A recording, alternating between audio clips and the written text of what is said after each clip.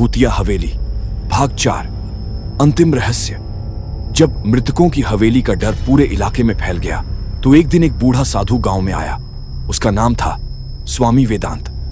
उसने कहा, इस हवेली की बुराई का अंत तभी होगा जब उसके नीचे छुपे सच को उजागर किया जाएगा। गांव वाले पहले तो डरे, लेकिन फिर उसे हवेली तक ले गए।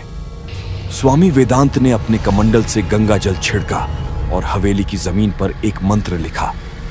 जमीन कांपने लगी और एक गुप्त तहखाना प्रकट हो गया। एक रहस्यमयी सीढ़ी नीचे जाती थी।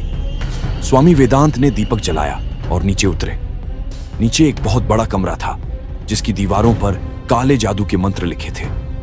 बीचों बीच एक पत्थर का तख्त था और उस पर एक पुरानी किताब रखी थी, मृतात्मा ग्रंथ। स्वामी ने किताब खोली तो सच्चाई सामने आई। 100 साल पहले शर्मा हवेली के मालिक ने अमृता पाने के लिए अपनी पत्नी की बलि दी थी। बलि असफल हो गई और उसकी पत्नी की आत्मा ने हवेली को शापित कर दिया था। लेकिन असली रहस्य यह था कि शर्मा जमींदार कभी मरा ही नहीं था। वह अपनी आत्मा को किताब में बांधकर अब भी जिंदा था। हवेली के हर कोने से सबको नियंत्रित कर रहा था।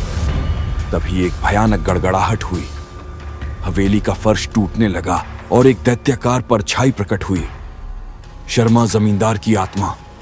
स्वामी वेदांत ने तेजी से मंत्रों का जाप शुरू किया, लेकिन हवेली की आत्माएं उसे रोकने लगीं। हवेली अब एक जिंदा राक्षस बन चुकी थी। आखिरकार स्वामी ने अपनी जान की बाजी लगाई।